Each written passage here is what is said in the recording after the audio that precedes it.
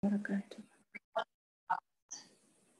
Innal hamdalillah nahmaduhu wa nasta'inu wa nastaghfiruh wa na'udzu billahi min shururi anfusina wa min sayyiati a'malina may yahdihillahu mudhillalah wa may yudlil fala hadiyalah asyhadu an la ilaha illallah wahdahu la syarikalah wa asyhadu anna muhammadan abduhu wa rasuluhu amma ba'du. Puji syukur kita panjatkan kehadirat Allah Subhanahu wa taala yang mana pada kesempatan hari Minggu ini yang berbahagia di bulan Ramadan kita masih dapat berkumpul mengkaji sesuatu yang insya Allah bermanfaat bagi kita semua. Alhamdulillah pada kajian Ahad hari ini Permiip hadir kembali bekerja sama dengan seluruh pengajian WNI yang ada di Prancis. Alhamdulillah hari ini Ustadz sudah hadir, Dr. Muhammad Zain dengan kajian hari ini yaitu generasi sandwich dalam Islam ya Ustadz. Ini menarik sekali nih judulnya. Mudah-mudahan di sini banyak generasi sandwich juga gitu ya. Baik, nampaknya untuk teknis Ustadz tidak asing lagi bagi kami. Jadi insya Allah nanti pemaparan materi di awal kurang lebih 45 menit pertama Ustadz. Nanti sisanya ada tanya jawab. Berikutnya ada pesan barangkali dari Ketua Permiip barangkali mudah-mudahan bisa hadir nanti Prof. Warsito. Insya Allah nanti di akhir. Demikian untuk rangkaian acara hari ini. Mudah-mudahan kita bisa menyimak dan mengambil ilmu dari Ustaz Zain. Waktu dan layar Zoom disilahkan Ustaz. Tafadhol. Baik, terima kasih banyak Kang Wisnu PhD. Yang mudah-mudahan segera PhD-nya nih. Ya. Baik. Assalamualaikum warahmatullahi wabarakatuh. Assalamualaikum warahmatullahi. Alhamdulillah wassalatu wassalam ala Rasulillah amma ba'd. Yang sama-sama kita hormati Ketua Permiip Bapak Profesor Warsito dan seluruh pengurus Permiip dan pengajian gabungan pada kesempatan di Indonesia sore. Kalau di Prancis pagi hari ada Al-Hijrah dan majelis taklim yang lainnya. Mudah-mudahan kita semuanya diberikan sehat walafiat. Mudah-mudahan puasa kita diterima oleh Allah Subhanahu wa taala. Dan di sini alhamdulillah banyak yang hadir. Ada Bu Ida, Mas Fahri, kemudian Pak Sudandi, Bu Neni, kemudian Mbak Popi, Pak Endarman, kemudian Pak Reza, Pak Retna, Bu Idar, Pratiwi, dan lain sebagainya, yang mohon maaf tidak bisa disebutkan satu persatu. Tema yang akan kita bahas yaitu tentang generasi sandwich. Wah, ini sandwich nih kesannya apa nih kira-kira Kang Wisnu kalau sandwich? Sandwich itu roti yang di atasnya, di bawahnya, terus tengah-tengah ada daging, ada sayur. Ini yang dianggap sebagai sandwich. Biasanya kita mengenal ada istilah yang namanya generasi milenial, ada yang namanya generasi X, ada generasi Y. Kalau generasi milenial berarti kalau kita coba lihat, nah sebetulnya berarti dia itu generasi milenial, dia bisa kata kuncinya generasi Y. Gitu. Nah kemudian ada yang lahirnya menurut beberapa pendapat orang yang lahirnya di atas 78. Tahun 78, tahun 80 lah, itu dianggap generasi milenial. Kalau Kang Wisnu masuk generasi milenial apa kolonial nih kira-kira? Milenial Ustaz kayaknya. Milenial ya. Saya kira generasi kolonial gitu ya. Kalau generasi kolonial, kalau Mbak Ida masuk milenial apa kolonial nih Mbak Ida ini? Nih. Kolonial. Udah tua. Ada dua Mbak Ida, kolonial dan kolonial. Iya. Kalau yang satu Ida, yang satu Idar ya. Iya. Iya, tapi panggilnya Ida juga ya. Idar. Oh, Idar. Iya, jadi memang ada jangan-jangan bukan generasi milenial, jadi generasi tadi milenial apa kolonial ya, karena sudah zamannya zaman. Kolonial lewat, milenial belum. Iya, begitu kira-kira. Oke, baik, saya coba izin share dulu ya, bahwa generasi sandwich ini ada nama lain yang sangat menarik dilakukan. Sebetulnya sandwich awalnya semacam seperti roti itu ya, tapi ternyata kalau dilihat bahwa generasi sandwich ini ada generasi yang membiayai orang tuanya dan dia membiayai juga anaknya. Sehingga generasi sandwich ini ada yang merasa putus asa, ada yang merasa mereka pusing dengan generasi sandwich ini, ada juga yang merasa bersyukur karena dikasih kesempatan oleh Allah Subhanahu wa taala bisa berbakti sama orang tua karena bersyukur kepada Allah Subhanahu wa taala. Oke, saya izin share terlebih dahulu materi yang akan kita sampaikan. Apakah sudah tampil Kang Wisnu? Sudah, Ustaz. Oke, baik.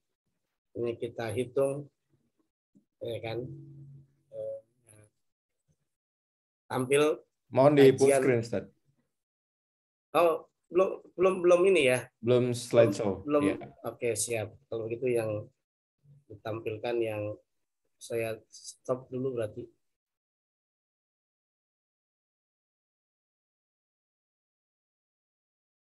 Saya stop dulu, nanti saya tampilkan dulu.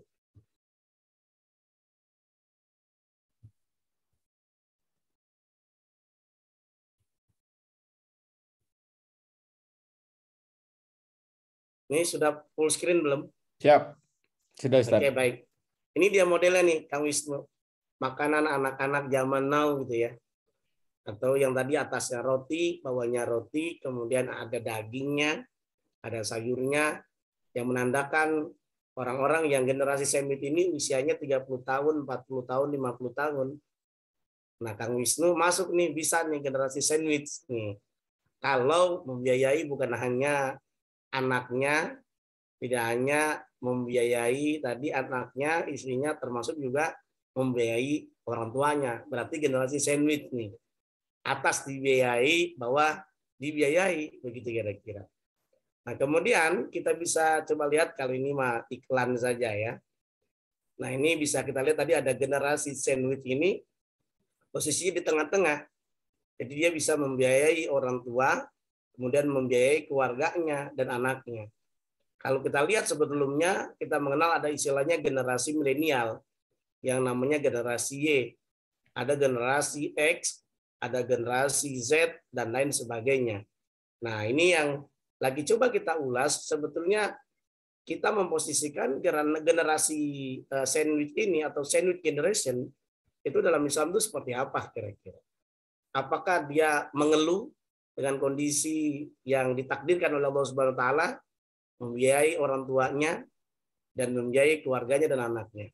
Nah, generasi sandwich ini muncul ketika orang tuanya tidak mampu mempersiapkan untuk pensiun. Sehingga akhirnya posisi dia dibantu oleh anaknya.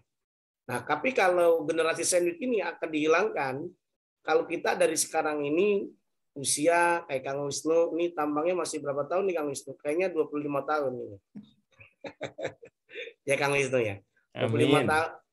25 tahun apa udah 45 tahun ini? Di antaranya, Ustaz. Ah gitu ya. Jadi 50-50 ini ya. Nah, jadi generasi sandwich ini disebutkan karena mereka yang kerja masih aktif. Usia 30 tahun, 40 tahun, 50 tahun. Ciri-ciri dari generasi sandwich ini, dia sekali lagi tidak hanya membiayai buat keluarganya, buat anaknya. Tapi juga generasi sandwich ini dia membiayai kebutuhan orang tua atau kebutuhan dari ayahnya atau dari bapaknya. Nah, kemudian kita lihat generasi sandwich ini ternyata yang terhimpit oleh generasi atas, yang tadi roti yang di atas itu sebut saja orang tua, generasi bawahnya, roti yang di bawah itu disebut sebagai anak. Secara finansial kita membiayai keduanya, baik orang tua, baik bapak kita yang masih ada, ibu kita masih ada, atau keluarga kita, anak kita, gitu kira-kira. Ini menanggung kebutuhan finansial termasuk juga bukan hanya membiayai orang tuanya, anaknya, keluarga, termasuk dirinya, itu dibiayai oleh dirinya. Nah, istilah generasi sandwich atau sandwich generation dicetuskan oleh Dorothy. Nah, yang menurut studi disebutkan 47% orang dewasa 40 sampai 50 tahun terjebak dalam generasi sandwich. Apa sebabnya? Karena orang tuanya tidak mampu menyiapkan dari awal, yaitu generasi yang lebih cenderung tadi dia mampu membiayai dirinya tanpa butuh bantuan dari anaknya. Tapi ketika kondisi seperti ini, maka anak, kata kuncinya tadi, harus berbakti kepada kedua orang tuanya.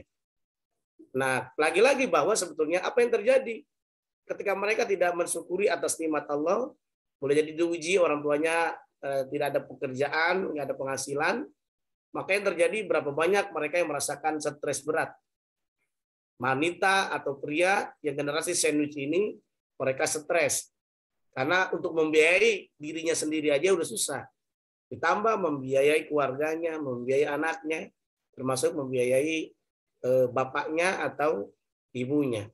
Nah, dari teori yang disampaikan tadi sebetulnya, tantangan sebetulnya bagi yang kebetulan dapat ujian sebagai generasi sandwich ini, maka ada tantangan mengelola keuangan dengan sebaik-baiknya. Tantangan mengelola keuangan dengan bijak, dengan arif, yang tentunya jangan sampai pengeluaran lebih besar dibanding pendapatan. Kalau memang terpaksa pengeluaran itu lebih besar daripada pendapatan, maka yang perlu dilakukan adalah harus dicari sumber pendapatan yang lainnya. Bahkan bisa saja tadi sumber pengeluarannya disesuaikan dengan anggaran pendapatan, gaji, dan seterusnya. Sehingga tekanan keuangan dari dua generasi yang tergantung itu tantangan. Bagaimana kita sebagai anak berbakti kepada orang tua yang kebetulan kondisi ekonominya dalam kondisi butuh bantuan dari anaknya, atau kita sebagai anak generasi sandwich tadi.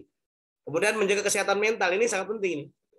Menjaga kesehatan mental, bayangkan kalau tidak sehat, menggerutu, dan tentunya dia tidak sehat mental, bekerja juga sulit, gitu kira-kira. Yang akhirnya nggak bisa bekerja lagi, nggak bisa bekerja sama dalam tim saat dia menjadi karyawan atau menjadi owner dalam berbisnis untuk melakukan inovasi dan sebagainya, karena mentalnya terganggu. Nah, kemudian ada hal menarik kadang-kadang. Membuat rencana keuangan ini, ketika kita membiayai generasi yang atas, generasi orang tua, ini pilihannya adalah apakah rencana pribadi terlebih dahulu yang didahulukan, atau orang tua, begitu kira-kira. Yang tentunya lagi-lagi pilihannya ada di masing-masing, kira-kira seperti itu. Rencana pribadi demi keluarga, atau tadi membiayai orang tua. Ada yang perlu kita ingat, menyimbangkan waktu bekerja dan merawat keluarga. Karena kadang-kadang apalagi kalau orang tuanya udah sepuh. Maka dalam Al-Quran disebutkan, wala taqul lahuma uffiw wala tanharhuma wa qul lahuma qawlan karima. Kadang-kadang itu orang tua itu kalau tidak diberikan kata-kata yang baik, apalagi kalau boleh jadi tinggalnya bersama-sama di Perancis, di Paris, di Lyon, dan seterusnya. Nah, ini juga kan kita harus baik. Tapi kalau enggak, berarti kita mentransfer ke tanah air gitu ya. Bagaimana bisa sampai kepada orang tua kita sehingga dia bisa mendapatkan makanan, asupan, bisa makan, bisa minum, bisa kalau saat sakit bisa ke rumah sakit dengan uang yang kita berikan. Nah, kemudian cara putus rantai, ini ada hal yang menarik nih. Kalau boleh jadi sekarang kita ditakdirkan oleh Allah Subhanahu wa taala sebagai generasi sandwich yang membiayai kebutuhan orang tua kita, kebutuhan anak, keluarga udah pasti. Kita sebagai orang tua, sebagai suami pasti memberikan. nafkah atau nafkah itu artinya belanja. Membelanja kalau niatnya ikhlas menjadi nilai pahala luar biasa. Infak menjadi ibadah. Kerja nilainya apa? Niatnya ikhlas ibadah. Kang Wisnu, Kang Fahri kuliah, ya kan? Mencapai gelar PhD, ikhlas. Ikhlasnya apa? Istri ditinggal, anak ditinggal, no ikhlas perjuangan. Perjuangan harapannya bisa menggapai gelar PhD. Apalagi kalau udah PhD, udah mudah menuju profesor. Karena jurnal internasional udah ada 20, Kang Wisnu kan. Nah, termasuk Kang Fahri ini. Nah, ini gampang nanti tinggal konsultasi dengan Profesor Warsito saja ya. Bisa kolaborasi gitu kira-kira. Nih, cara putus rantai. Kita sudah merasakan sebagai generasi sandwich, biar nanti tidak terulang lagi kepada generasi kita, anak kita nanti dia menafkahi kita, maka caranya harus menabung, investasi hari tua, atau mencari tadi dana pensiun dan sebagainya. Sehingga dengan menabung, walaupun tidak bekerja, tidak berbisnis, tidak ada penghasilan, maka dia bisa mendapatkan hasil yang maksimal. Menabung dan investasi hari tua, kemudian punya asuransi kesehatan. Ya, kalau di Indonesia diwajibkan BPJS, ya asuransi yang lainnya lagi, begitu kira-kira. Asuransi yang bisa mengcover kesehatan kita, termasuk juga bisa juga asuransi mobil dan sebagainya. Nah, ini yang menarik. Cara putus rantai, kurangi gaya hidup konsumtif. Nah, generasi sandwich sebetulnya aman-aman saja kalau kita menyikapinya dengan ikhlas. H2N, hadapi, hayati, dan nikmati. Tapi kalau dalam kondisi generasi sandwich tidak ikhlas, tidak hadapi, tidak hayati, dan nikmati, yang terjadi adalah dia merasa pusing, dia merasa stres, dia merasa pokoknya berbakti, merasa super dibanding orang-orang yang lain, saudara-saudara yang lain. Ini akhirnya bisa timbul ria. Tapi kalau dia menikmati H2N, hadapi, hayati, dan nikmati, luar biasa. Termasuk juga kurangi gaya hidup konsumtif. Walaupun ketika Ramadan ternyata tingkat konsumtif itu kan meningkat itu. Bayangkan kita makan minumnya cuma dikurangin, batasin waktunya. Tapi kan luar biasa, apalagi kalau yang di Indonesia. Ya kan? Biasanya kalau mau takjil, kalau di waktu Indonesia jam 4, jam 5, luar biasa ibu-ibunya tuh. Udah silau apa saja dibeli itu Kang Wisnu. Tapi kalau yang di di Prancis, di Paris, di Lyon, harus belinya ke ini nih, ke koperasi gitu kira-kira ya. Atau ke tempat-tempat yang lainnya, wisata-wisata kuliner ya. Nah, yang perlu diingat kadang-kadang belinya banyak, tapi pertanyaannya kemudian, apakah dimakan semuanya? Ternyata banyak yang mubazir. Ya kan. Memang bagus apa saja dibeli kan. Jeruk dibeli, salak dibeli, yang bayangkan. Mungkin di Paris juga ada juga yang buat sampai biji salak dimakan, bayangin tuh. Biji salak yang keras jadi empuk Kang Wisnu. Bukan hanya biji salak, ekstrim makanan yang lain juga dimakan tuh. Makanan tongseng, bayangin, tong sama seng. Nah, tapi lagi-lagi yang konsumtif tadi itu dalam ekonomi Islam, bicara tentang generasi sandwich ini, maka ketika dia membeli makanan, beli minuman harus sesuai dengan kebutuhan. Atau sesuai dengan need, kebutuhan. Bukan want. Want itu selera. Kalau sesuai dengan selera, ya terserah dia. Bahkan ada batasan dalam Al-Quran. Kulu wasrobu wala tusrifu. Makanlah oleh kamu sekalian, minumlah oleh kamu sekalian, wala tusrifu. Jangan berlebihan dalam konsumtif. Karena kenapa? Berlebihan itu langkah setan. Maka dalam ayat lain menyatakan dalam surah Al-Baqarah ayat 7, ya ayyuhan nas kulu mimma fil ardi halalan thayyiba wala tattabi'u khutuwatis syaitan innahu lakum aduwwum mubin. Nah, di dalam ayat tersebut disebutkan pada prinsipnya ini konsumsi itu kita dalam generasi sandwich, dalam ekonomi Islam, dalam kajian Islam, ini konsumsinya itu juga jangan konsumtif sesuai selera. Termasuk harus pastikan dulu apakah makanannya halal, minumannya halal, karena nanti akan kita makan. Menjadi darah, menjadi daging. Minuman yang kita minum menjadi darah, menjadi daging dalam organ tubuh kita. Nah, ternyata bayangkan kalau sudah tercampur yang haram semua dalam organ tubuh kita. Naudzubillah. Maka menyebabkan dalam kaidah fikih disebutkan idza istama al halal wal haram gulibal haram. Apabila dicampur yang halal dengan yang haram, maka menjadi haram. Nah, termasuk nggak usah jauh-jauh lah. Susu dicampur kopi, jadi apa kira-kira itu? Ya kan, atau air bening. Air bening apa air putih Kang Wisnu nyebutnya nih? Air mineral. Nah, air mineral, betul ya ya. Kalau air susu, air putih, air susu gitu kira-kira ya. Nah, air mineral, air bening gitu kira-kira, dicampur sama kopi, bayangkan. Kopi yang mewarnai air. Nah, kehadiran kita juga sama sebetulnya. Generasi sandwich, kita mewarnai. Bisa menafkahi orang tua kita, bisa menafkahi anak kita, istri kita, keluarga kita gitu kira-kira. Menjadi sesuatu diniatkan saja ikhlas karena Allah Subhanahu wa taala. Nah, kemudian ada hal yang menarik tadi. Dalam konsumsi kita makan minum yang halal dan yang baik.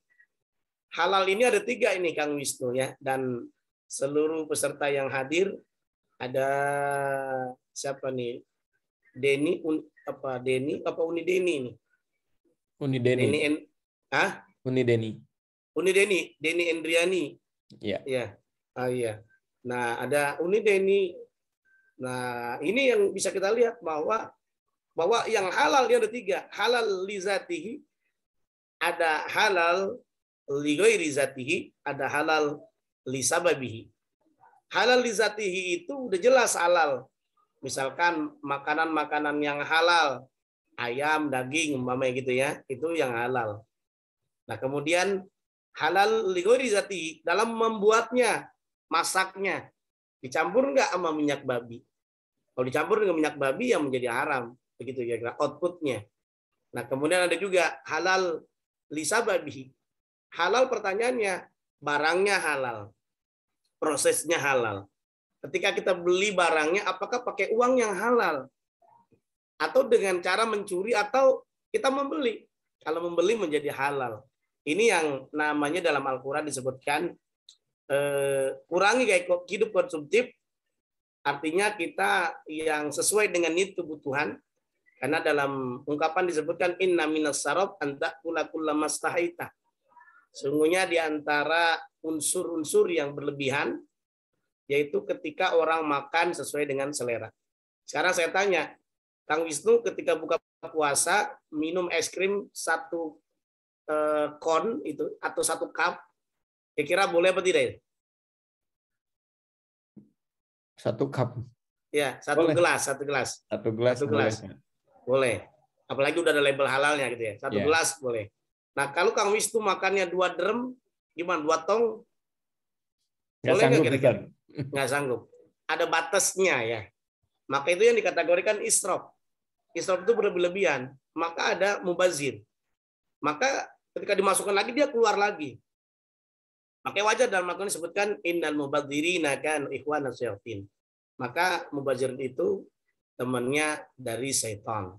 Oleh karenanya tadi cara putus rantai tadi menabung kita, harapannya nanti anak-anak kita tidak mengalami generasi sandwich yang membebani posisi kita. Kemudian kita punya asuransi kesehatan, apalagi ketika sakit nanti punya asuransi yang bisa membackup. Apalagi kalau asuransi ada pakai kartu hitam, yang sudah kartu hitam udah full proteksi. Nah, artinya sudah alhamdulillah tabungan aman, full proteksi yang membayar kita.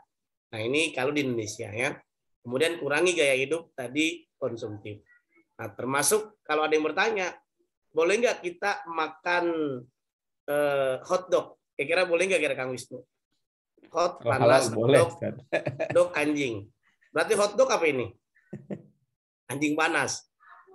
Nah, ternyata kan dari roti gandum, sosis sapi yang halal lagi, margarinnya margarin yang halal, maka bisa disebutkan tadi halalnya tadi baik halal li sababihi, halal li ghairi zatihi, sama halal li zatihi, zatnya memang sudah diproses, kita beli juga pakai uang kita, maka menjadi boleh.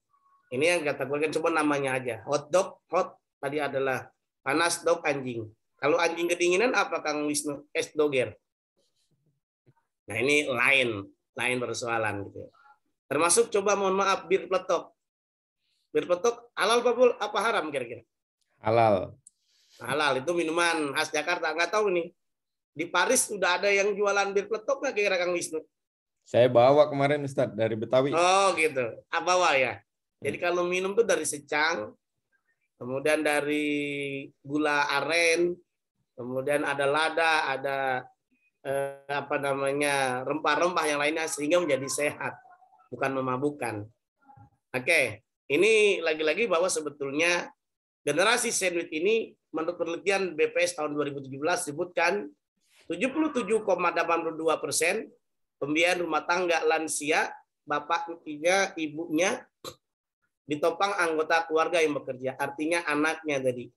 Anaknya sebagai generasi sandwich yang di tengah-tengah tadi, yang daging tadi ya, yang menopang roti yang di atas. Berarti ayahnya, ibunya. Nah, kalau yang anaknya di bawah, berarti roti yang di bawah. Nah, kemudian bisa kita lihat juga, ini juga bagaimana 62,49% kaum lanjut usia tinggal bersama anak, kemudian cucu-cucunya. Ini berarti kan orang tua tinggal bersama kita. Ini udah pasti generasi sandwich nih. Nah, oleh karenanya, bagaimana bisa memutus generasi sandwich atau sandwich generation, maka merencanakan ada dana pensiun, ada dana tabungan, dan lain sebagainya. Nah, lahirnya generasi sandwich ini sebetulnya tulang punggung dua generasi. Generasi orang tua dan generasi anak. Nah, oleh karenanya tadi rentan ini, mereka nggak dapat penghasilan, rentan mendapatkan tekanan keuangan, kesehatan dan tuntutan rumah tangga lainnya. Nah, tentunya ada juga yang berpikir bagaimana nih bisa keluar dari generasi sandwich. Kalau sekarang nggak bisa, karena boleh jadi menafkahi orang tuanya. Nah, oleh karenanya jangan sampai setelah kita menimbulkan generasi sandwich baru, new sandwich gitu kira-kira Kang Wisnu. Maka, tapi kalau PNS sudah aman, sudah ada dana pensiun ya. Nah, itu sudah lumayan. Ya, tinggal nanti cari sumber-sumber lainnya, berbisnis bisa, atau bisnis online ya kan. Atau bisa saja kalau pengen banyak pendapatan, banyak sahabatan, jadi tukang delman. Itu sekali jalan pasti banyak sahabatannya itu.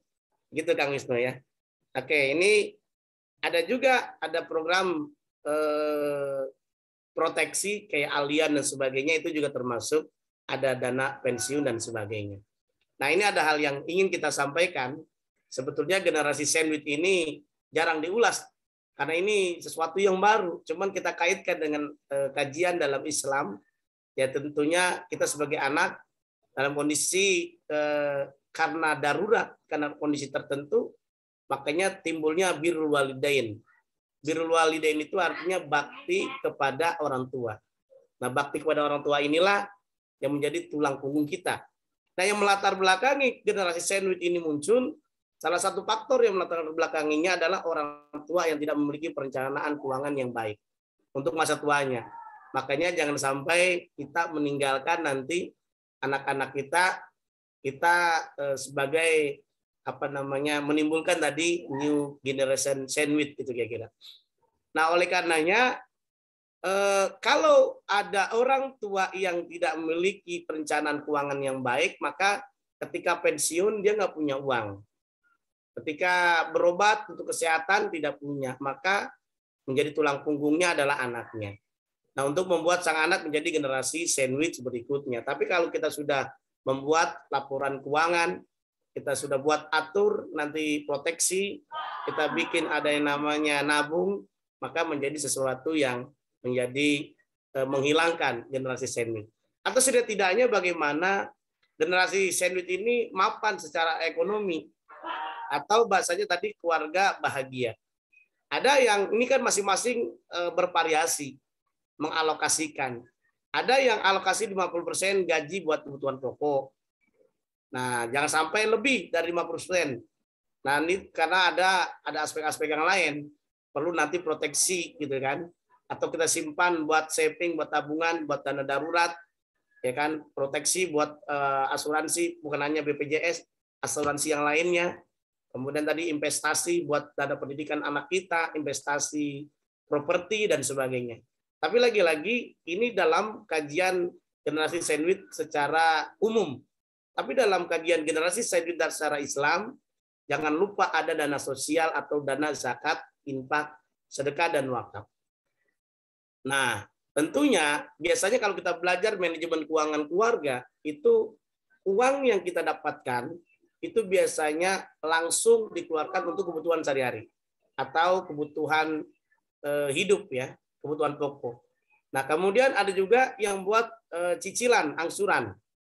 Nah, tentunya sebagai generasi sandwich ini ketika punya utang tidak boleh lebih sesuai dengan konsultan keuangan keluarga, tidak boleh melebihi angka 30%. Atau maksimal sepertiga. Kalau Kang Wisnu gajinya sebulan 100 juta umpama gitu ya. Gitu kan. Nah, 100 juta karena PNS ditambah pengusaha gitu kira-kira kan. Nah, 100 juta berarti kalau mau punya angsuran, mau berhutang, maka kata konsultan keuangan zakat maksimal adalah sepertiga atau 33,3%, anggaplah 30%.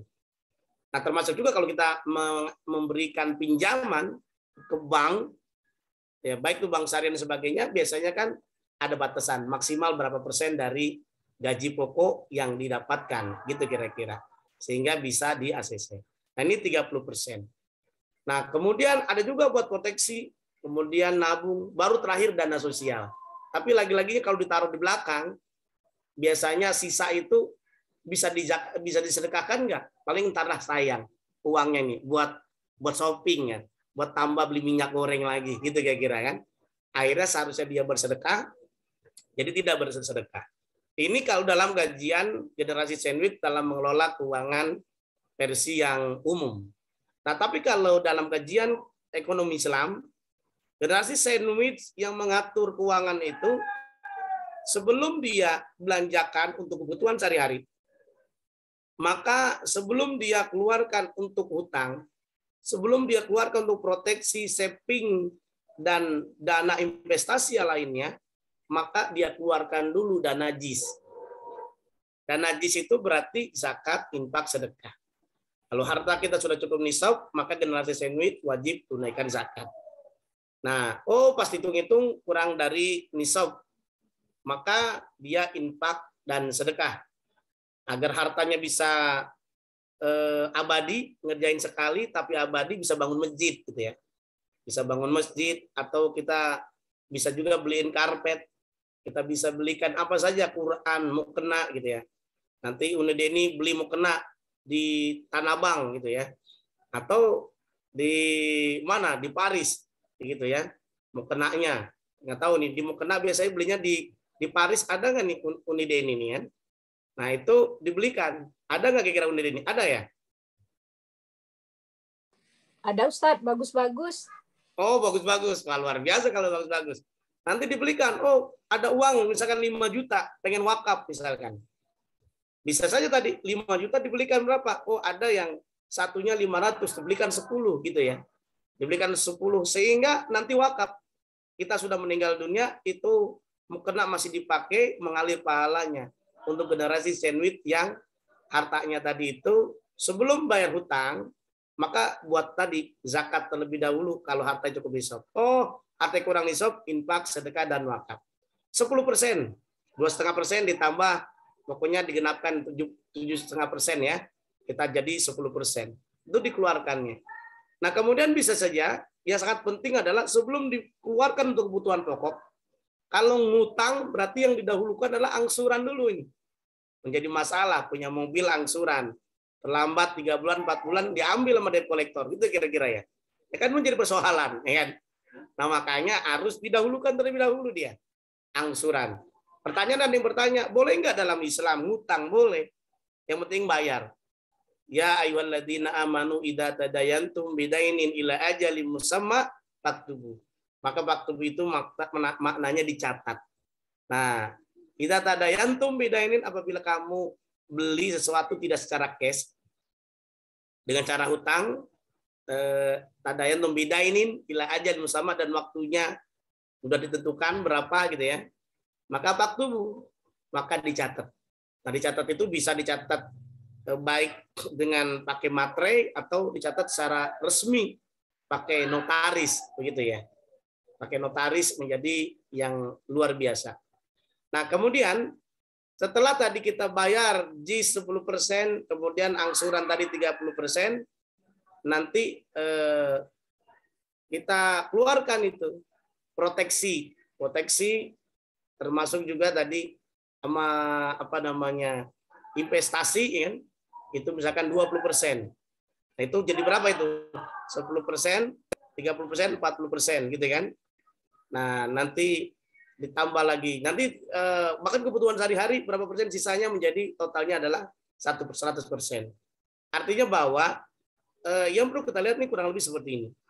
Alokasi kita sebagai generasi sandwich atau bukan generasi sandwich dalam mengelola keuangan, bijak dalam mengelola keuangan kita ini, kita keluarkan terlebih dahulu hak orang lain. Wa atu haqqahu yawma hasadi, itu dengan zakat, terutama zakat profesi, zakat penghasilan. Nah, ini 2,5% atau bisa 10%, membayar utang 30%, proteksi adalah 20%. Nah, kemudian sisanya adalah kebutuhan hidup. Kebutuhan hidup itu adalah 40%, maka menjadi 100%. Nah, ini ada renungan buat kita semuanya ketika memiliki kondisi kalau sekarang sebagai generasi sandwich. Kira-kira ada nggak yang merasakan generasi sandwich ini? Kang Wisnu, apakah generasi sandwich atau bukan generasi sandwich nih? Sandwich sedikit, Tad. Oh, sandwich sedikit ya? Ya boleh dah, sandwich sedikit ya. Nah, bagaimana hidupmu akan berkah? Ini ada renungan. Bagaimana hidup kita akan berkah jika lisan dan sikap kita selalu menggoreskan luka di hati kedua orang tua kita. Makanya dalam Al-Quran disebutkan fala taqul lahuma uffin wala tanharhuma wa qul lahuma qaulan karima. Ternyata kita disuruh berbicara, komunikasi, bahkan kalau kondisi orang tua kita karena belum mempersiapkan perencanaan yang baik dan butuh bantuan kita, maka sebagai generasi sandwich, maka kita bantu kondisi ekonomi. Insya Allah dengan niat ikhlas akan menjadi nilai ibadah buat kita semuanya. Nah, apalagi selalu menggoreskan luka di hati kedua orang tua. Ingatlah, kondisi kita seperti ini karena doa yang ikhlas dari orang tua kita. Siapapun orang tua kita, ya, walaupun kondisinya mungkin berbeda dengan kita, tapi yang jelas doa yang ikhlas akhirnya kita seperti ini. Nah, alhamdulillah sudah ada yang bekerja di KBRI, menjadi pengurus Permiib, ya kan, menjadi Majlis Taklim yang ada di Paris, di Lyon dan sebagainya, sehingga mudah-mudahan menjadi sesuatu yang bermakna. Kata Nabi SAW, khairun nas anfa'un nas, sebaik-baik manusia adalah manusia yang bermanfaat buat orang lain. Nah, ini sekedar konsultasi nasihat dari konsultan keuangan untuk generasi sandwich. Kalau memang suatu saat siasat keuangan generasi sandwich itu, tadi sudah sampaikan apa itu generasi sandwich, orang dewasa yang harus menggunakan tadi membiayai kehidupan, hidup dirinya, hidup kedua orang tuanya, sekaligus anak mereka. Nah, oleh karenanya lagi-lagi tip bagi generasi sandwich dalam kajian Islam, maka hendaknya kita menata keuangan dengan baik. Bahkan melengkapi kebutuhan dan proteksi diri dengan kita proteksi dengan asuransi. Bukan ke dalam Al-Quran disebutkan wal yakhsal ladina law taraku min khalfihim dzurriyyatan di'afan khafu alaihim. Maka hendaklah kita membuat perencanaan yang baik. Harapannya tadi dengan kita ada ikut proteksi dengan asuransi, maka boleh jadi nanti bisa meninggalkan mereka. Saat meninggal, sudah ada yang mengcover kesehatan dan lain sebagainya. Nah, kemudian berhati-hati terhadap utang, apalagi biasanya ada penyakit gapatar. Apa itu gapatar? Gerakan apa-apa entar. Ya kan? Minjemnya baik, tapi mengembalikannya kita nagihnya susahnya luar biasa. Ini nanti konsepnya berarti yang model seperti ini namanya gapatar, gerakan apa-apa entar. Mau sholat entar, puasa entar. Israel mencabut nyawanya. Akhirnya ada nyanyian ibu-ibu di Majlis Taklim di Jakarta nih, Uni Deni. Bila Israel datang memanggil, jasad terbujur di pembaringan. Waduh. Kalau sudah kita Israel mencabut, boro-boro bahasa Jakartanya begitu, sampai kita memberikan, membiayai tadi orang tua kita yang masih hidup. Jangankan bisa menafkahi anak-anak kita, istri kita atau keluarga kita, menafkahi diri sendiri atau ngurus diri sendiri aja udah susah. Karena sudah ajal di depan mata. Oleh karena berhati-hati terhadap hutang. Bahkan Nabi keras terhadap hutang nih. Hendaknya kata Nabi, inna min khiyarikum ahsanukum qada'a, orang yang terbaik adalah yang terbaik dalam bayar hutang. Karena Nabi tidak mau menyolatin orang yang masih ada hutang piutang kepada manusia. Sallu alaihi fa inilah musalliman lahu alaihi dainun. Kata Nabi, salatin tuh hei sahabat, saya nggak mau nyolatin orang yang masih ada hutang. Termasuk hutang kepada manusia, termasuk hutang kepada Allah, nggak bayar zakat. Kemudian menyiapkan dana pensiun.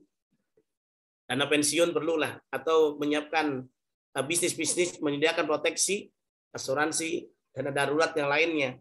Sehingga tidak memberatkan generasi setelah kita, yaitu generasi anak-anak kita yang kata kuncinya tadi sandwich di tengah-tengah, dia menafkahi roti yang di atas yaitu orang tua, menafkahi roti yang di bawah adalah anaknya, ya tapi hanya untuk keluarganya saja, keluarga kecilnya saja yang dibiayai. Nah ini yang bisa kita lihat. Nah generasi sandwich ini pesannya sebetulnya jangan sampai pengeluaran sekali lagi lebih besar dibanding pemasukan. Catat pengeluaran dan pemasukan. Bahkan menyiapkan, diulang kembali lagi dalam slide ini, program pensiun. Kemudian kelola penghasilan dengan baik, walaupun tidak dengan pensiun minimal, kalaupun sudah tidak bekerja, ada dana ini nih, dana TH apa namanya, ketika dia sudah tidak bekerja kan ada dana tuh, dana pensiun. Maka dibelikan saja rukonya. Ruko berapa? Oh dia dana di PHK atau udah selesai gitu ya, pensiun dini gitu kira-kira. Nah, ternyata dapat 200 juta, dapat 500 juta, belikan kontrakan. Yang harganya berapa? 100 juta, beli 5 kontrakan, disewakan. Setahun menjadi 30 juta. Lah kalau 5 udah 30 juta dikali 5, ya kan udah 150 juta, itu udah lumayan. Selama setahun ada pendapatan. Secara sederhananya dia bijak menyiapkan program pensiun. Program pensiun ini apa yang dilakukan? Pola penghasilan dengan bijak. Nah, dengan bijak tadi jangan hanya konsumtif saja, kelola penghasilan dengan bijak, bahkan menambah sumber penghasilan. Kalau tetap pengeluaran lebih besar dibanding pendapatan, cari sumber pendapatan lainnya. Dan jangan lupa bicarakan dengan anggota keluarga. Ini yang sangat penting.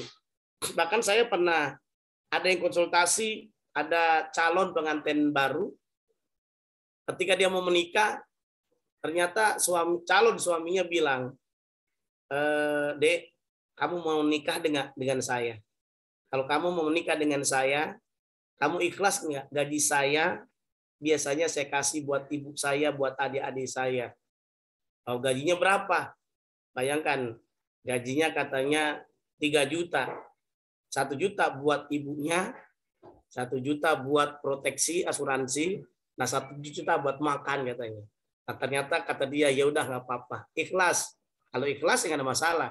Yang menjadi persoalan kalau istrinya menuntut, ya kan, nggak ikhlas. Nah makanya kalau nanti ada yang mau mencari menantu, jangan mencari menantu, mencari calon menantu yang perempuan yang pintar cari uang ya. Nanti sehebat apapun kita punya menantu udah bekerja ya, diumpetkan uang di mana aja ketemu tuh, karena pintar cari uang gitu Kang Wisnu ya.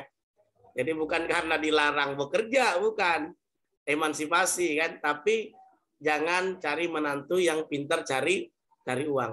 Jadi sehebat apapun Kang Wisnu nyimpennya, di bagasi ketemu, ya kan, di sepatu ketemu, sampai ditaruh di kitab aja ketemu Kang Wisnu. Itu istri Ustadz sama Kiai.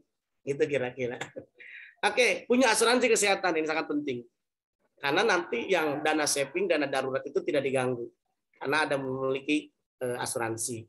Nah, bagaimana dalam Islam? Ternyata dalam Al-Quran surah Ibrahim menyatakan doa. Harapannya doa juga bukan hanya untuk kita aja, sama orang tua kita diajak nih. Rabbana firli wali walidayya walil mu'minina yauma yaqumul hisab. Wahai Tuhan kami, berilah ampun. Ampunkanlah aku dan kedua orang tuaku, ibu bapakku, dan orang-orang yang beriman pada hari terjadinya hisab atau hari kiamat. Ini Rabbana firli wali walidayya walil mu'minina yauma yaqumul hisab. Maka gambaran ini sebetulnya bisa makna generasi sandwich juga, doa aja, bukan hanya buat diri kita gitu kira-kira. Tapi orang tua kita juga diajak, apalagi dalam memberikan nafkah untuk orang tua kita. Nah, bahkan dalam Al-Qur'an disebutkan wabil walidaini ihsana dalam surah Al-Isra ayat 23, dan terhadap kedua orang tua kamu harus berbuat baik. Nah, ini berbuat baik ada kata kunci dalam Al-Quran ini yang tadi sudah dibacakan. Fala taqul lahuma uffin wa la tanharhuma wa qul lahuma qawlan karima. Janganlah kita berkata kepada keduanya, bapak ibu kita yang apalagi sudah sepuh, dengan perkataan i, dan janganlah kamu membentak mereka. Wa qul lahuma qawlan karima. Dan berkatalah kepada keduanya, yaitu dengan perkataan yang mulia. Ini yang di dalam Al-Quran. Bahkan ada juga dalam sebuah riwayat saat bin Ubadah itu memiliki ibunya sudah meninggal dunia. Dia pengen berbuat baik sama ibunya yang sudah meninggal dunia.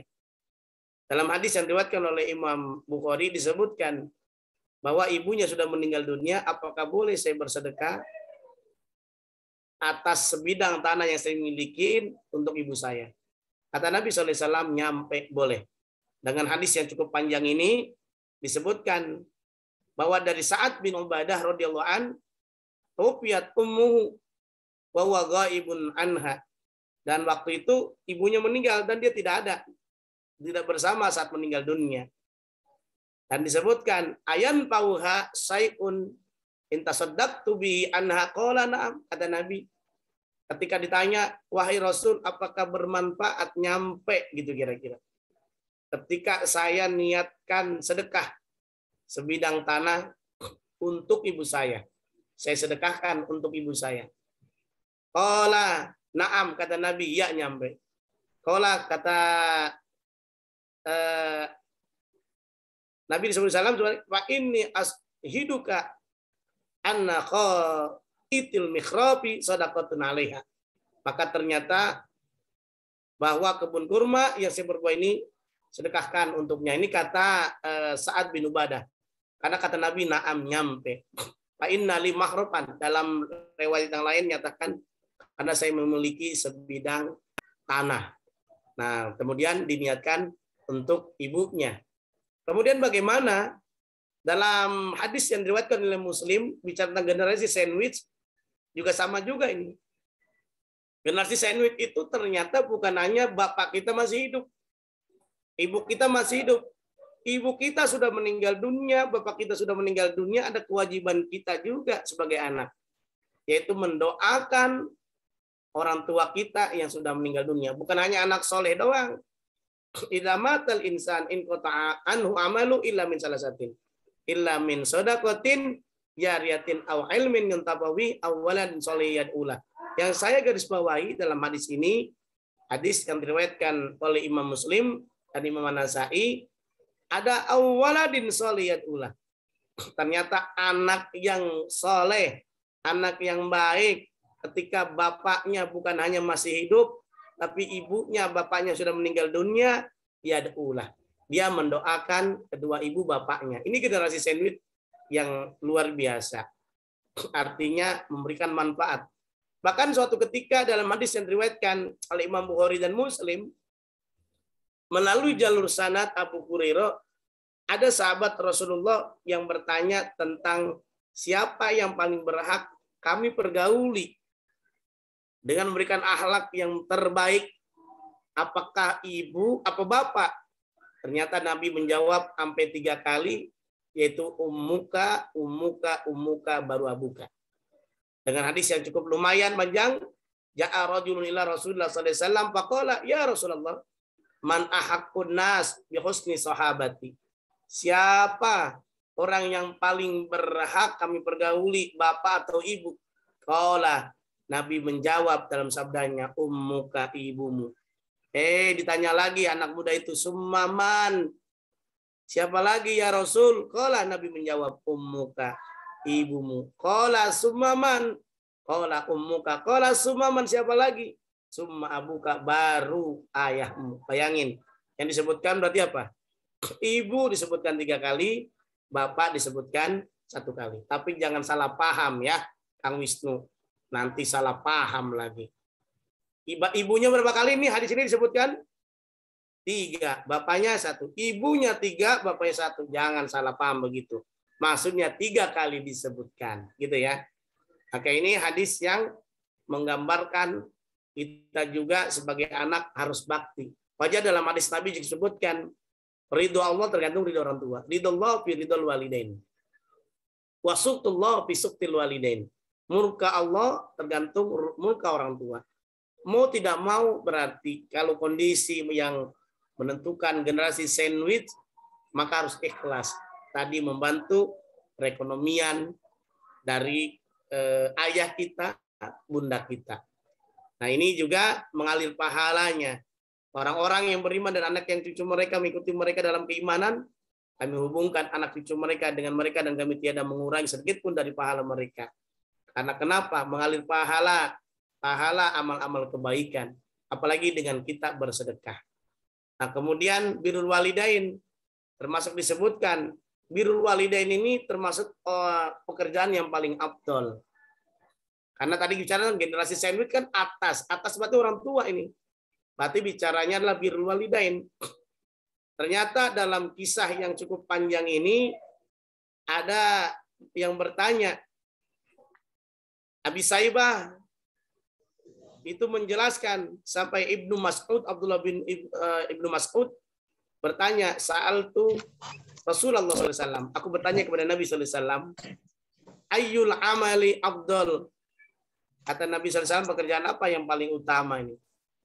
Kata Nabi SAW menjawab, qala as-salatu liwaqtiha. Salat pada waktunya. Qala qultu summa ayyu qol? Apalagi birrul walidain. Nah ini bakti kepada kedua orang tua. Baru nanti sampai fisabilillah. Nah hadis ini menggambarkan, hadis yang diriwayatkan oleh Muslim, Bukhari dan sebagainya menggambarkan ternyata generasi sandwich, kalau memang ikhlas kita berbakti sama orang tua, termasuk sebagai ujian kita, mudah-mudahan menjadi anak yang berbakti, bukan anak yang durhaka.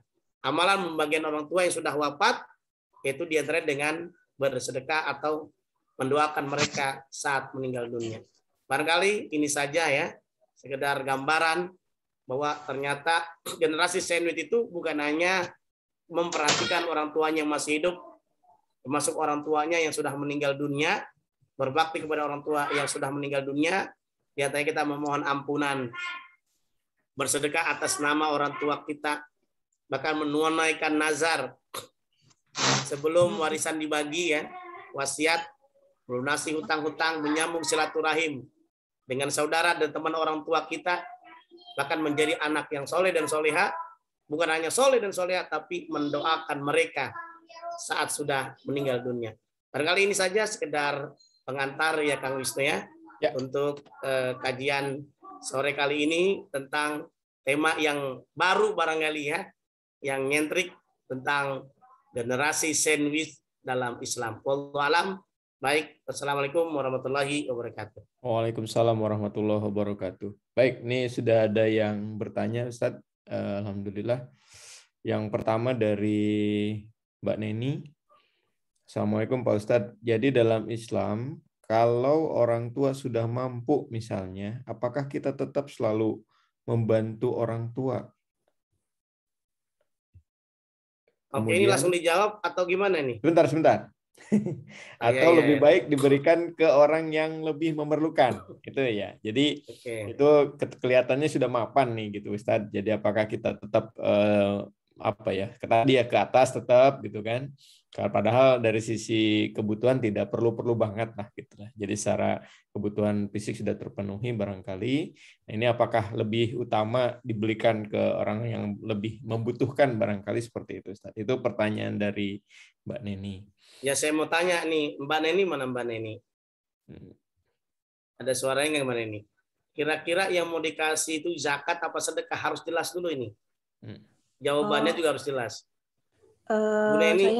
Ya, Assalamualaikum Pak Ustadz. Waalaikumsalam Bu Neni. Zakat atau sedekah? Nih saya mau tanya.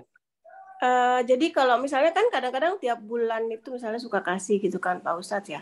Tapi ada lagi misalnya family yang lain, misalnya ada yang lebih perlu gitu misalnya Pak Ustadz.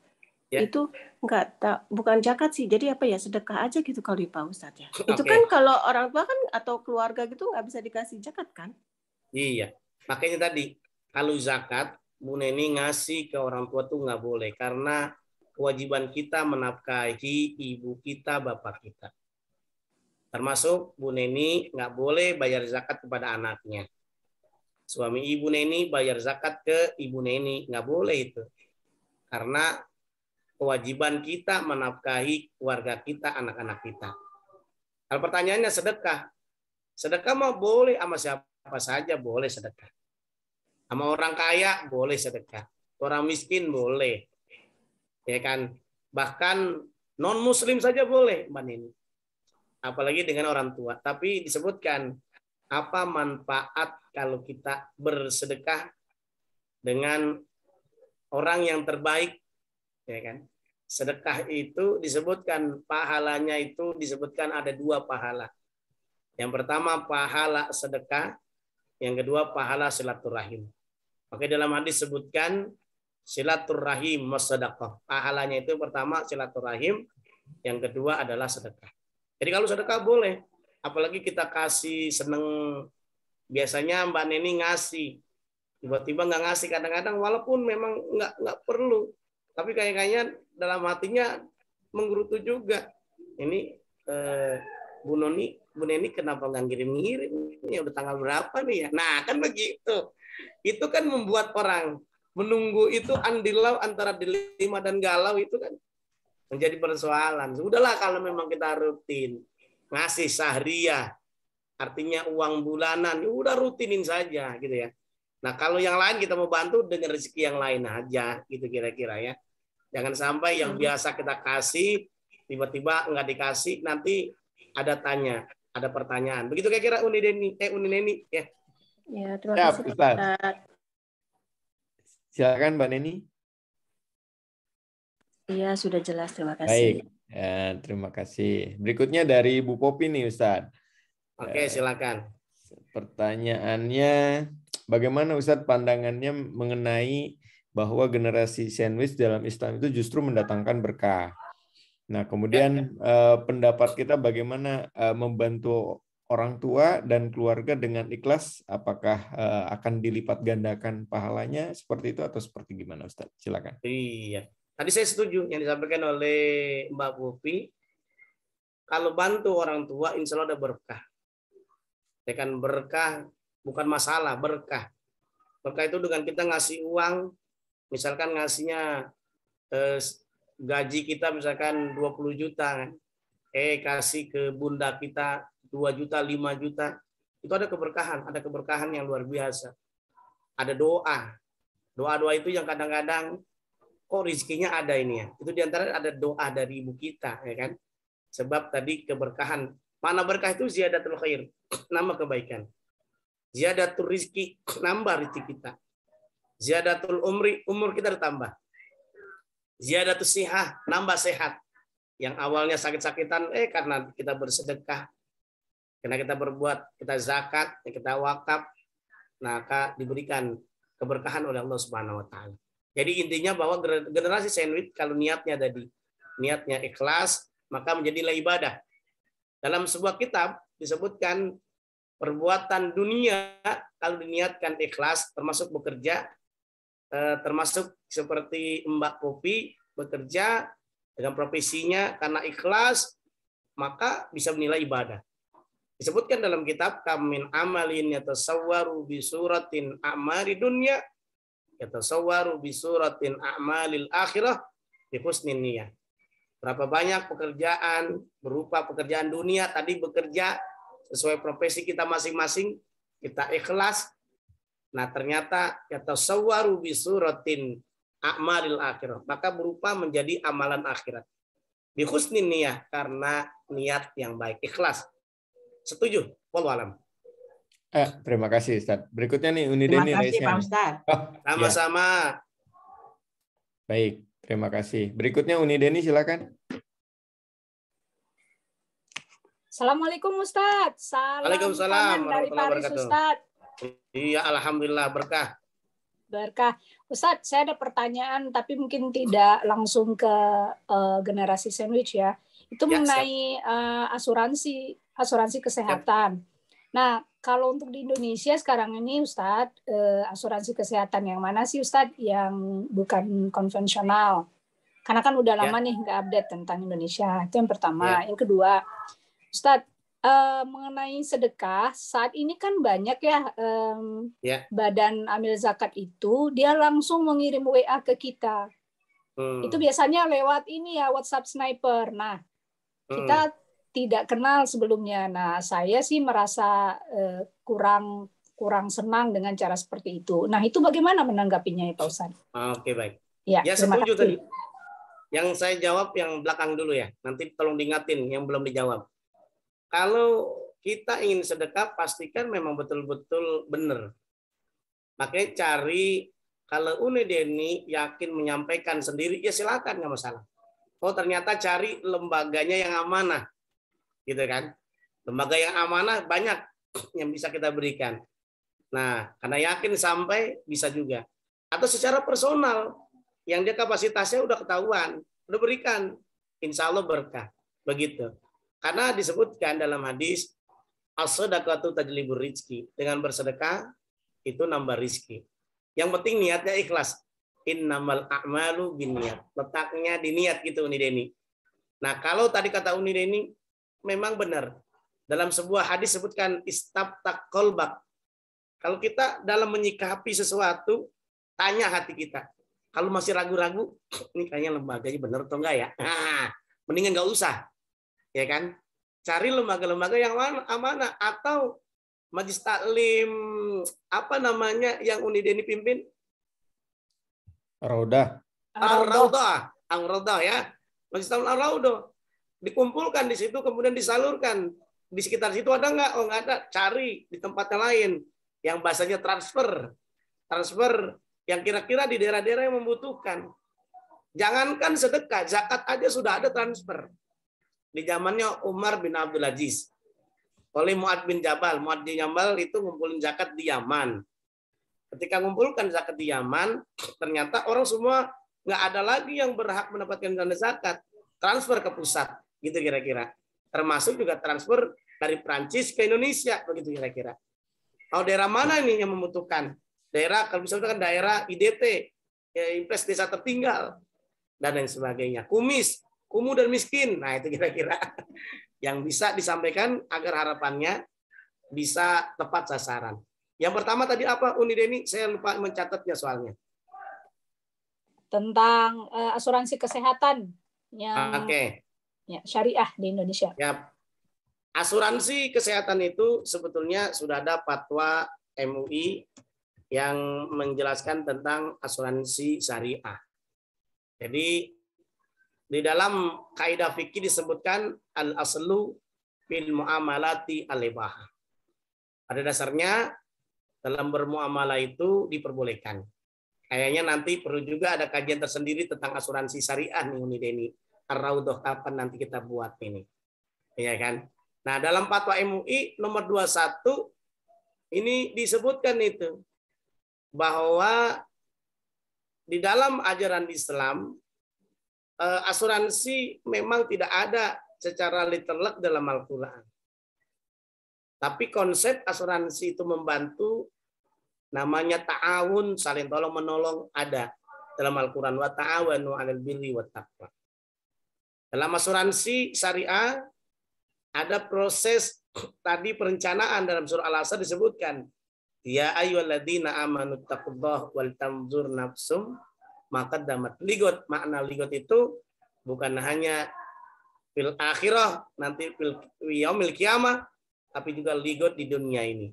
Tahun ini, tahun depan, dan sebagainya. Termasuk membuat yang namanya asuransi syariah. Nah, asuransi syariah kenapa diperbolehkan? Karena tidak ada praktek ribawi. Dalam Al-Quran disebutkan surah Al-Baqarah 25, wa ahallallahu al-bai'a wa harrama riba. Allah halalkan jual beli dan Allah haramkan riba. Nah, kenapa ada asuransi syariah, ada asuransi konvensional? Nah, sesuai fatwa MUI ternyata yang syariah itu diperbolehkan karena menghindari atau menghilangkan praktek ribawi. Nah, ini yang menggambarkan begitu kira-kira. Untuk lebih jelasnya banyak di Indonesia. Asuransi syariah itu Takaful, Allianz Syariah, Prudensial Syariah, Bumi Putra Syariah. Bahkan Bumi Putra Syariah, apa itu Kang Wisnu? 1915 atau berapa itu? Berarti 1912. asuransi 1912. Oh, 1912. Berarti asuransi Ba'da Isa gitu ya. Ya, begitu kira-kira. Dan ada juga asuransi Sinarmas, Syariah, dan seterusnya. Ya, silakan. Gitu kira-kira Unida ini. Jadi sudah ada yang keberkahan mudah-mudahan buat kita semuanya. Kalau BPJS juga sudah ada rekomendasi dari MUI. Mudah-mudahan ke depan sudah ada BPJS yang berbasis syariah. Wallahu a'lam. Ya, baik. Terima kasih. Berikutnya ini ada dari kolom chat, Ustadz, dari Bu Ida nampaknya. Jadi mungkin beliau ingin mendapatkan gambaran kira-kira sebatas mana sih bantuan kita untuk orang tua. Apakah rutin bulanan atau untuk memenuhi kebutuhan pokok bulanannya. Karena menurut pengalaman beliau membantu membayarkan hutang ke bank, mungkin membayarkan untuk dana haji misalkan. Itu kurang lebih selama 20 tahun. Ya, dan sekarang sudah wafat. Kira-kira seperti apa Ustadz gitu? Oke, baik. Ini Bu Ida pertanyaannya super sekali ya. Yang tentunya tadi kita sebagai anak ketika ada masalah di ibu kita, bapak kita, maka kita menjadi garda terdepan. Kalau kita punya orang tua nggak ada masalah, hutang kagak ada ya. Kemudian nggak ada utang, nggak ada yang lain-lainnya, kebutuhannya aman-aman aja. Maka alhamdulillah cukup kita bersedekah saja. Atau cukup kita infak, membelanjakan harta kita untuk kita berikan kepada orang tua kita. Begitu. Berapa biayanya? Ya terserah kita tadi itu. Kalau tadi dari Ibu Ida, dari gaji yang ada, kan berapa ribu euro kemudian diberikan untuk ibundanya. Ibunda atau ayahandanya masih ada nggak Ibu Ida? Nampaknya sudah tidak ada. Udah wafat, Pak. Sudah wafat. Ya, nah, ya. Nah itu tadi. Kalau kita berbakti kepada orang tua, kalau sudah wafat, ya tadi kita bisa meniatkan berdoa untuk mereka karena bentuk tadi menjadi bakti kita sebagai orang tua kita. Nah tadi diantaranya tadi mendoakan kan Robbik firli wali walidayya warhamhuma kama rabbayani shaghira, atau Allahumma gfir lahuma, atau Allah kalau bapaknya udah meninggal Allahumma gfir lahu warhamhu wa'afi wa'fu anhu, itu kalau doa. Nah termasuk dalam riwayat yang tadi Abu Ubadah, maka ketika dia memiliki sebidang tanah diniatkan untuk bapaknya yang meninggal dunia, maka kata Nabi SAW, qala na'am, nyampe pahalanya untuk orang tuanya yang sudah meninggal dunia atau ibunya, karena waktu itu dia tidak hadir untuk hadir melihat ibunya meninggal dunia.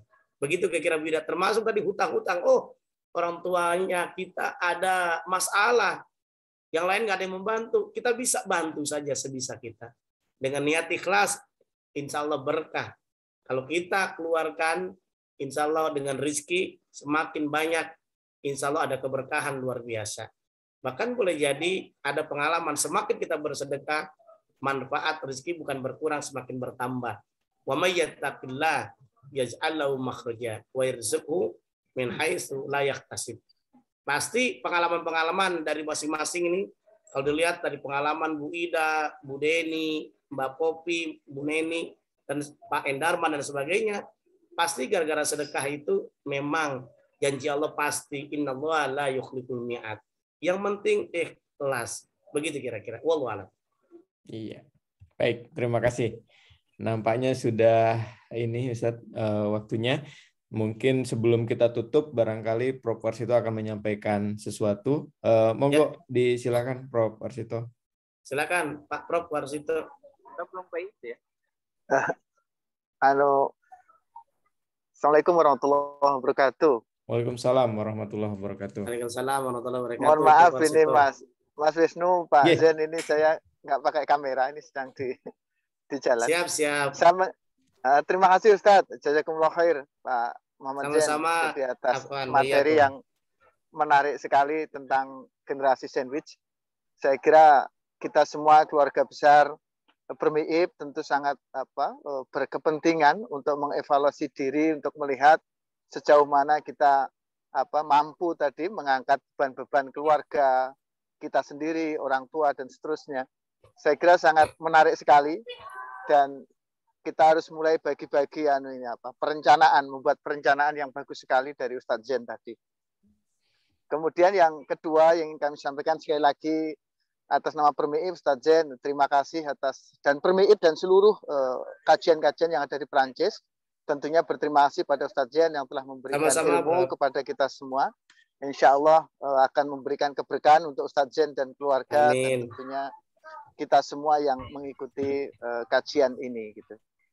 Saya kira demikian Ustadz Zen yang dapat saya sampaikan. Sekali lagi terima kasih dan selamat berbuka ya di Indonesia mungkin sebentar lagi. Betul. Ini mau siap-siap untuk berbuka. Betul. Terima kasih ini Kang Wisnu. Terima kasih Unida ini, Mbak Popi, semuanya, Mbak Neni, Bu Ida, semuanya terima kasih. Mas Indarman, semuanya. Assalamualaikum warahmatullahi wabarakatuh. Waalaikumsalam warahmatullahi wabarakatuh. Nah, Ustadz, sebagai penutup ini ya, karena memang tadi kelihatannya manajemen keuangan yang generasi sandwich ini rumit sekali, Ustadz. Kalau dulu mungkin sedekahnya sahabat itu kita dengar barangkali Umar mensedekahkan setengah hartanya dan Abu Bakar mensedekahkan semuanya. Ini saya nggak kebayang, Ustadz, manajemen keuangannya seperti apa gitu ya ketika kita mensedekahkan seluruh harta kita gitu. Sementara untuk generasi sandwich mungkin tidak bisa seperti itu. Nah, itu sambil nanti dijawab sebagai closing statement dan ditutup dengan doa barangkali Ustadz ya. Terima kasih. Baik.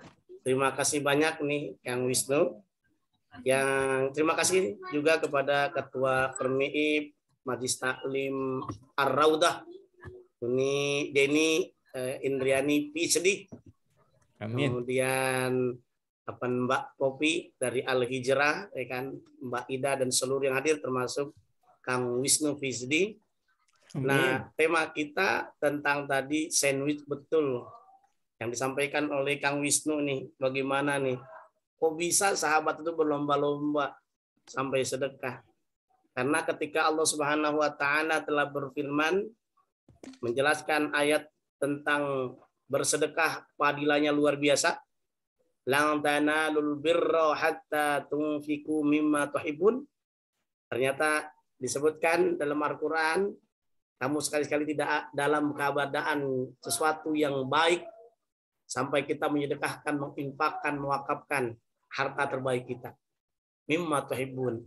Ternyata di dalam kitab Al-Asbabun Nuzul fi Lubabin Nukul, Al-Imam Masyuti menegaskan ternyata asbabul wurud, ayat tersebut menjelaskan para sahabat itu berlomba-lomba ini bersedekah. Abu Tolha punya sumur, Abu Tolha disedekahkan untuk umat Islam. Kemudian Utsman bin Affan punya orang Yahudi dibeli 20.000 dirham. Kalau dihitung-hitung 10 dirham itu 1 ekor kambing. Berarti kalau 20.000 dibagi 10 berapa kambing tuh kira-kira Kang Wisnu? Banyak Ustaz. Banyak lah ya. Berarti 2.000 kambing. Kalau di Jakarta 1 kambing 3 juta, berarti dikali 2.000 ekor kambing itu hampir 6 miliar. Itu waktu itu tapi abadi, ngerjain sekali tapi abadi. Berlomba-lomba semuanya. Abdurrahman bin Auf juga sama. Bersedekah 40.000 dinar. Nah, 1 dinar 1 ekor kambing. Kalau 40.000 dinar berarti 40.000 ekor kambing, lebih banyak lagi. Ternyata hartanya bukan berkurang, bertambah. Karena janji Allah memang jelas. Minimal orang yang bersedekah dilipat gandakan 10 kali lipat. Dan alhamdulillah Al-Hijrah juga sama nih. Banyak bersedekah juga. Termasuk ada yang jamaah dari Al-Hijrah membangun masjid yang mudah-mudahan menjadi wakaf jariah mengalir. Walaupun mengerjakannya cuma sekali, kita sudah meninggal dunia, mengalir pahalanya luar biasa. Nah, ini yang sangat menarik tadi bisa dilihat. Ternyata Abdurrahman bin Auf bukan hanya 40.000 dinar, sampai 700 kafilahnya yang diberangkatkan dari Sam, dari Palestina, dari Syria, dari Yaman menuju Madinah. Beserta barang dagangannya itu, beserta kendaraan-kendaraannya, itu disedekahkan. Ternyata rezekinya bukan berkurang, semakin bertambah. Inilah disebutkan oleh hadis Nabi, mana kasat sadaqah min malin. Nah, bagaimana generasi sandwich kembali? Ada kata Kang Wisnu. Ya, yang sangat penting tadi, generasi sandwich sudah waktunya agar kita disiplin bersedekah. Jangan ditaruh di posisi porsi belakang. Tadi yang tadi sampaikan, biasanya kebutuhan pokok sehari-hari, kemudian utang, proteksi, saving, investasi, baru dana sosial. Harusnya diputer nih untuk pesan generasi sandwich dan di atas yang bukan sandwich yang biasa-biasa saja, maka diputar. Putarnya gimana? Yang pertama untuk dana sosial, zakat, infak, sedekah, wakaf 10%. Bahkan untuk utang 30%. Kemudian untuk tadi investasi proteksi 20%. Kemudian untuk kebutuhan sehari-hari 40%. Insya Allah ada keberkahan. Nah, sangat penting tadi lagi dalam mengelola keuangan jangan sampai lebih besar pasak dibanding tiang. Nah, kemudian ternyata generasi sandwich ini kebanyakan dibahas cuman ketika masih hidup orang tua kita. Tapi ada hal yang menarik. Orang tua kita juga butuh sedekah kita saat meninggal dunia. Sedekah untuk orang tua yang telah meninggal dunia dikeluarkan untuk seorang anak yang tadi dalam hadis yang diriwayatkan oleh Imam Bukhari dan Muslim, ternyata sedekahnya sampai. Bahkan istighfar seorang anak bisa sampai, bahkan mendoakan orang tuanya tadi. Saat orang tuanya sudah meninggal dunia, dengan berdoa dalam surah Nuh ayat 8, Rabbi gfirli wali wadayya waliman dakhala baiti mu'minan walil mu'minina wal mu'minat wala tadzidiz zalimina illa tabara. Wahai Tuhanku, ampunilah aku, ibu bapakku, dan orang-orang yang masuk ke rumahku dengan beriman, dan semua orang yang beriman laki-laki perempuan. Makanya khutbah Jumat, khotib Jumat ini Profesor Warsito kan mendoakan semuanya itu orang mukmin. Allahumma gfir lil mu'minina wal mu'minat wal muslimina wal muslimat al ahya'i minhum wal amwat. Tapi itu kan didoakan umum pada orang yang beriman. Tapi kalau kita saat meninggal dunia punya anak yang soleh, ada kiriman parsel. Ternyata setiap waktu, setiap menit anak yang berdoa tadi, Rabbi gfirli wali walidayya warhamhuma kama rabbayani shaghira. Bahkan Ali bin Husain bin Ali bin Abi Thalib, seorang yang terkenal sangat berbakti kepada ibunya. Sampai-sampai ada orang yang berkata kepadanya, engkau adalah orang yang paling berbakti kepada ibumu. Kan tetapi kami tidak pernah melihatmu makan bersama ibumu. Beliau menjawab, aku takut kalau tanganku mengambil makanan yang sudah dilirik oleh ibuku, sehingga aku berarti mendurhakainya. Ini di dalam kitab Uyunul Ahyar, karya Ibnu Qutaibah. Ini sangat menarik, sampai akhlak terhadap ibu luar biasa. Bahkan ada orang tidak haji, tapi pahalanya seperti orang haji ketika bagaimana? Yang pahalanya luar biasa, berbakti sama ibunya. Jika kita tidak pernah berdoa untuk orang tua kita yang masih hidup, apalagi memberi makanan, minuman buat orang tua kita, sayang dengan harta kita, maka bayangkan saat kita nanti menjadi tua, bagaimana kondisinya mungkin lebih parah dibanding kita. Oleh karenanya, kalau kita berbuat baik sama orang tua kita, suatu saat anak-anak kita menjadi berbuat baik kepada kita. Kalau kita mendoakan orang tua kita yang sudah meninggal dunia, suatu saat orang tua kita juga, anak-anak kita mendoakan kita saat kita meninggal dunia. Mudah-mudahan generasi sandwich ini menjadi sukses Sukses itu seimbang, tidak hanya tadi menafkahi orang tuanya, menafkahi dirinya, menafkahi anak-anaknya, tapi memperoleh happiness, bahagia dunia dan akhirat. Rabbana atina fid dunya hasanah wa fil akhirati hasanah wa qina adzabannar. Bahkan happiness, sukses, mencapai cita-cita yang mulia, bisa dapat gelar PhD. Ingat, itu jasa dari orang tua kita, bapak kita, ibu kita. Kita sampai ASN seperti sekarang karena orang tua kita. Sehingga kita bisa berikan manfaat bukan hanya untuk mahasiswa kita saja, bukan hanya kepada tetangga kita, kepada handetolan kita, tapi kepada ibu bapak kita. Dengan harta kita, dengan doa kita yang kita bisa berikan. Bahkan kita bisa menikmati keindahan-keindahan momen mereka bergembira saat ibu kita tersenyum. Pada dasarnya yang tersenyum adalah diri kita. Bahkan mudah-mudahan generasi sandwich nanti saat di penghujung, saat dia sudah pensiun, sudah tua, maka generasi sandwichnya akan terpotong atau terhilangkan karena kita sudah memiliki perencanaan yang luar biasa. Laqad kana lakum fi Rasulillahi uswatun hasanah. Bahkan kita menjadi uswah bagi anak-anak kita dengan akhlak kita. Bahkan dalam hadis yang diriwayatkan oleh Imam At-Tirmizi, mukmin yang sempurna keimanannya adalah yang paling baik akhlaknya. Akmal mu'minina imanan ahsanuhum khuluqan. Artinya tadi kita sebagai anak juga berbakti, kita sebagai generasi sandwich jangan sombong dengan harta yang kita berikan kepada orang tua kita. Kalau dihitung-hitung nggak seberapanya uang yang kita berikan dengan pengorbanan, dengan jiwa raga yang diberikan orang tua kita kepada kita. Mudah-mudahan hidup mulia dengan memuliakan bapak kita, ibu kita, bahkan lebih mulia lagi dengan kita bermuamalah hidup mulia tanpa riba, dengan diantaranya memaksimalkan rizki yang halal dan rizki yang berkah. Rizki dari Allah itu cukup untuk hidup, tapi tak akan cukup untuk gaya hidup, itu kata orang-orang. Begitu kira-kira, Kang. Baik Ustadz, bisa ditutup dengan doa barangkali Ustadz. Baik. Terima kasih banyak semuanya atas kehadirannya. Mudah-mudahan kajian kita bisa bermanfaat. Mari kita tutup dengan istighfar, kita berdoa, mudah-mudahan Allah ampuni dosa kita, baik yang sengaja maupun yang tidak sengaja. Astaghfirullah Rabbal baraya. Astaghfirullah minal khataya.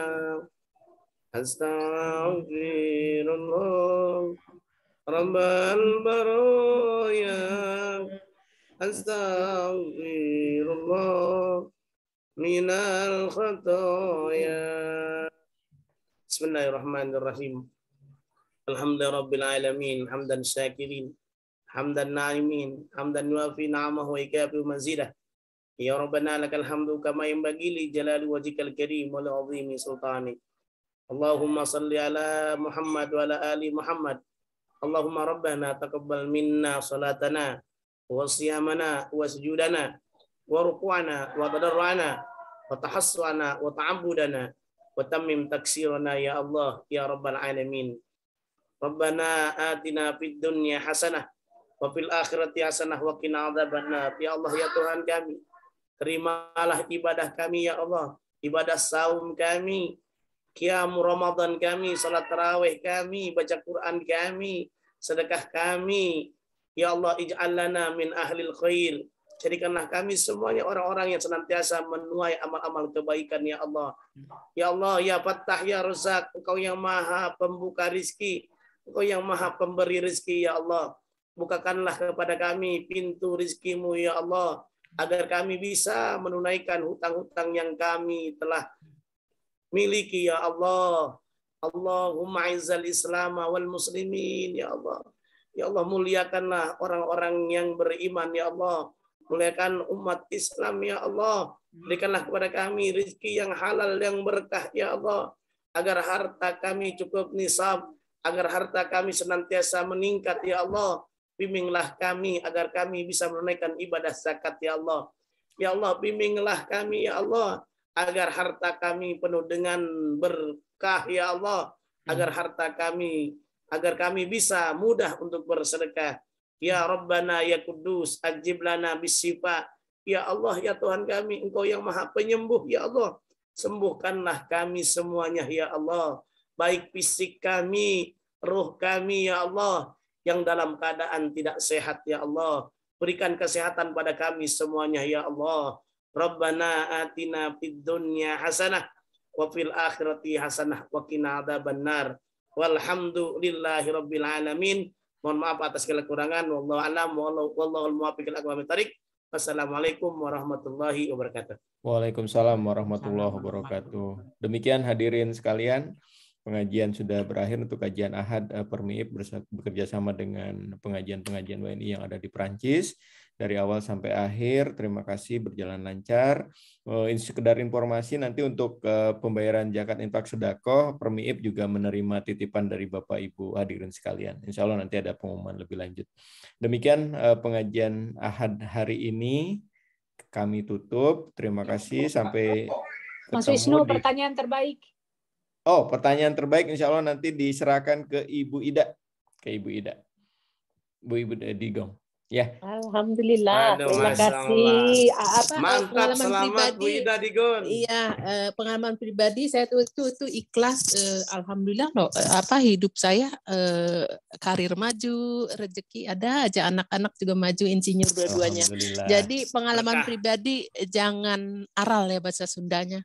Bahwa saya harus nolong orang tua segala macam. Tapi saya alhamdulillah bisa ke Belanda karena sedekahnya Bu Ida beli tiket bolak-balik. Saya udah lupa Berkah. Pak Ustadz. Alhamdulillah. Ya. Insya Allah ketemu lagi ya. Insya Allah. Terima kasih. Assalamualaikum. Ya. Waalaikumsalam warahmatullahi wabarakatuh.